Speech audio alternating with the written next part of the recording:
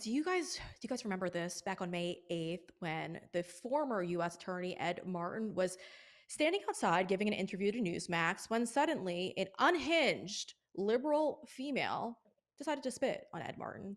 It's absolutely disgusting behavior, but we've got good news. The suspect in this case is Emily Summer, and she has just been arrested as of Thursday, which is great to hear. According to the DOJ, they released a statement on all of this saying that she's been charged with one count of assaulting, resisting, and impeding a government official. Now, folks, that's great to hear because accountability rarely comes these days. But we got a new administration running things. And so the left is on notice. If you go after a federal official and you decide to spit on them, you're going to get a mugshot. Joining me to react to all of this is the man himself, Mr. Ed Martin. He is the one who's now running the weaponization group over at the DOJ. He is also the Department of Justice pardon attorney. Ed, I'm excited you're with me today. I know you're a very busy man, so thank you. I wanted your reaction to this because I saw this and I was absolutely disgusted that this woman decided to spit on you. And then she was emboldened enough, according to the DOJ, to go on X and to comment under your tweets and brag about what she allegedly did. We obviously have this on footage, but your reaction to her arrest. Well, it's really interesting because for all those months that I was U.S. attorney, I was involved in every single case. In this case, because I was the victim, I was kept out of it. So I really wasn't tracking the details until, like you, I saw the news. And so, look, I did interview with the marshals and the FBI about the matter.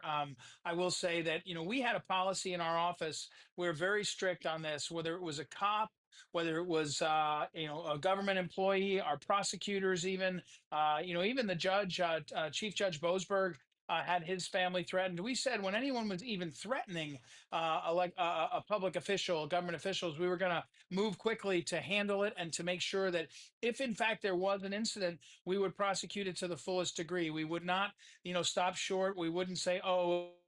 That's only a misdemeanor. We would anything if you touch a cop, if you push a government official, if you spit on somebody. I used to say that, and I thought it was kind of a good add-on, but then it happened. So I'm really gratified that they found this person and they charged her, and it sounds like it was safe. That when she was arrested, that nobody was hurt, and that's important. And so, no one's above the law, and I look forward to that proceeding. And again, I have a great deal of sympathy for folks in the public light, and now maybe more than ever. But I hope justice will be done. Yeah, yeah, and you handled that really well, I have to say, because I don't know many people who would have been as kind to that woman as you were. And you joked and you laughed it off, so good on you for that. But we're really hopeful that the DOJ will hold her accountable because this is unacceptable, and this is where we have to draw the line and make examples out of people who decide to do these types of disgusting acts. So good on the DOJ as well. And I wanted to turn to something that everyone's talking about nowadays. Now, you and I we both knew that Joe Biden's health was declining. Unfortunately, those in the corporate media world were in denial and they were also participating in the cover up. So they thought we were all a bunch of conspiracy theorists for pointing out the obvious. And now they're all pretending like they had no idea and it was the White House covering it up. But it's not just that I wanted to dive into with you. AutoPen is now the latest scandal that is kind of being exposed in all of this. You recently have discussed the AutoPen scandal. And for those of you who are unfamiliar with it, you floated names that are allegedly the gatekeepers for Joe Biden and his AutoPen scandal. So let's dive into this a little bit because I think it's really interesting. What is the status regarding all of this? And when, or do you think there will be accountability on the other end of those who might have been, let's say, using the AutoPen illegally? Will they ever be held accountable? Well, I think President Trump framed this correctly, and I think it was really helpful. He said Joe Biden was never for open borders when he was a candidate. In fact, there's images of him, a video of him saying that he was for enforcing the border laws. And then suddenly he gets in office, and there's this absolute transformation of American policy. The borders are open.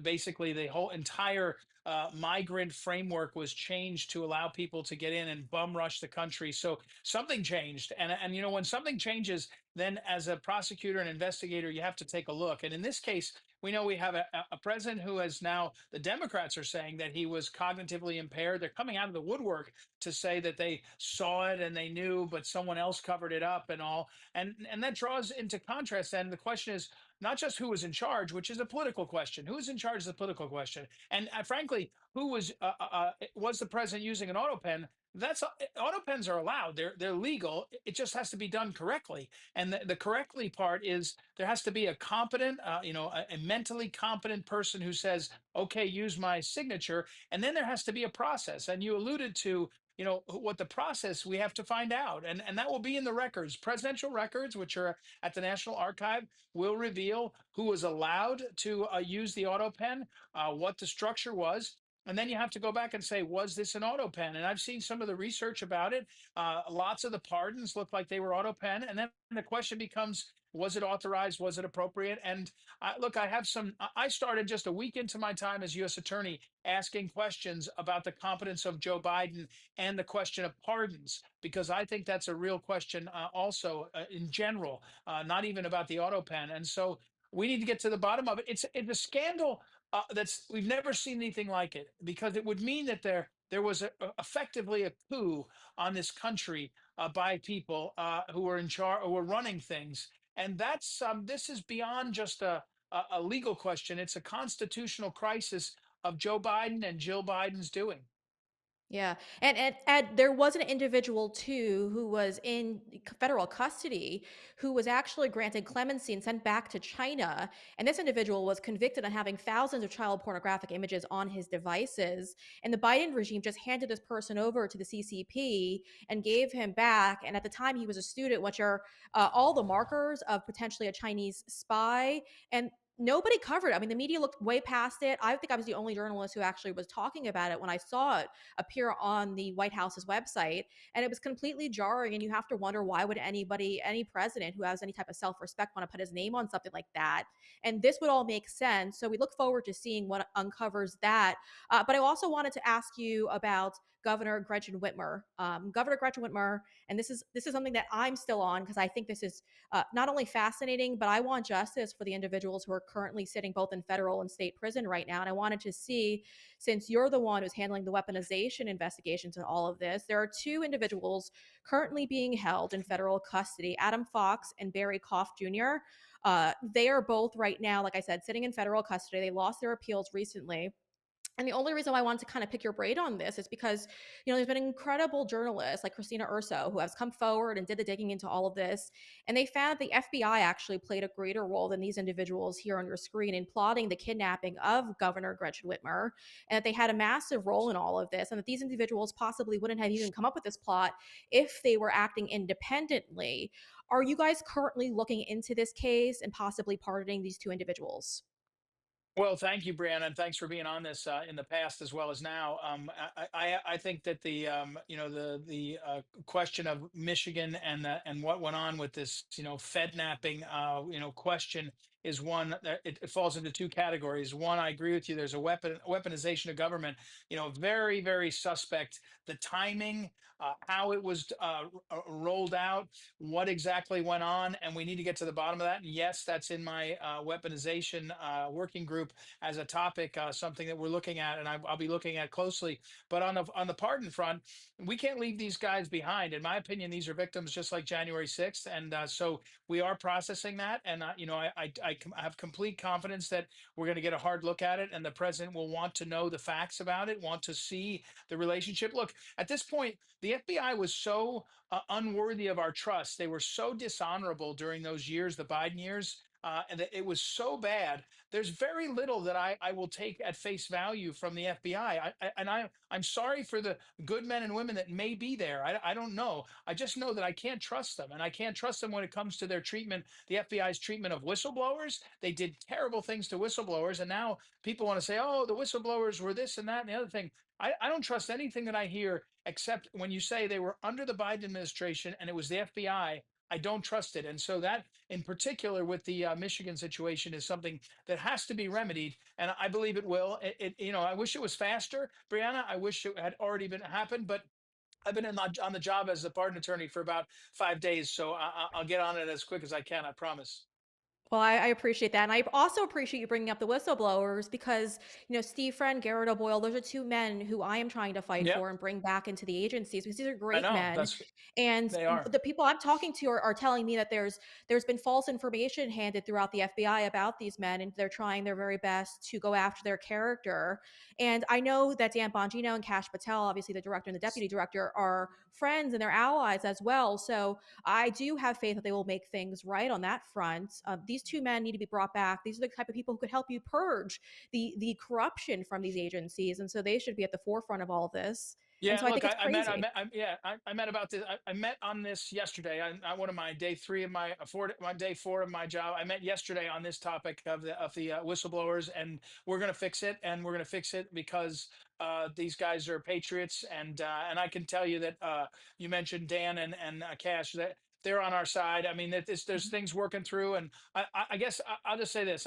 I have one speed, and my speed is fast, and so we'll get it worked out, and it'll be better for the country, as you point out. Highly trained, highly capable people that have gone through the fires. I'm working with a guy here who went through the January 6th stuff. He was targeted, and he's a first-rate guy. And when you've been through the fires, there's no comparison to people that have been through the fires. They're hardened, they're ready to do good things, and they love America. And so, we're working on it, and you're going to be happy, Brianna, and you're going to deserve a lot of credit. I'll come back on your show and say Brianna didn't give up on these guys, and that's why everybody remembered we got to come back and pick them up. So thank you for doing that. Well, that warms my heart because those men have gone through the ringer. I mean, even Steve's wife lost her job when he came forward. And so the retaliation really was excruciating to watch these great men go through. So I'm excited for that.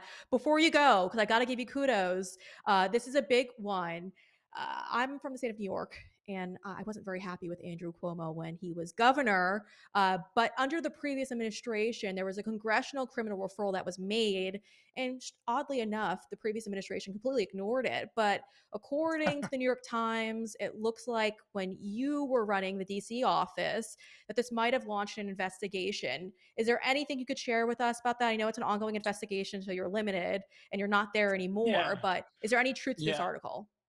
Well, let me say it a couple different ways. One is I'm not the U.S. attorney there; it's Judge Janine Pirro, and I won't step on her toes, no matter what the history of it was. And the second thing I'd say is these investigations are ongoing, and to be very careful. Having said all that, I'm not the U.S. attorney, and all I will say. What Andrew Cuomo did and his conduct was among, the media was desperately covering up for him at the time, making him into some sort of hero, when the reality of it is that there were devastation across the state of New York. You listen to someone like Elise Stefanik will talk about the specifics. Go listen to her on this subject and some others. They'll tell you what the reality is in New York. And again, I'll leave the rest of it for others. But it's not this is not Cuomo is not a hero, and I think that the people in New York know that. Yeah, and they need to wake up because he's running for mayor, and that is a horrifying thought in my mind. Ed Martin, I know you're a very busy man, so thank you for jumping on with me today. I greatly appreciate your time and everything you're doing for this country. Well, I appreciate you, Brianna, and all that you're doing and all the efforts you've taken. So thank you for doing it, and I'll see you again soon. If you're a fan of this show, I could use your support over at theindependentnewsroom.com. We've created this donations tab. If you want to support my work as an independent journalist, you can head on over independentnewsroom.com, click the donations tab, and you could customize the amount that you'd like to donate to my program. Now, as many of you guys know, I was up very early today going through that big, beautiful bill, and I was pulling out all the most important parts of that bill. But imagine if I had an entire team on my side helping me sift through that, 1,000 plus pages of legislation. Well, I could have brought you guys some more information. So if you want to help me grow, the best way to do so is over at theindependentnewsroom.com. Make a donation. We greatly appreciate it. We do so. You can make a monthly donation or a one-time donation. You click, and you can also customize the amount. Independentnewsroom.com.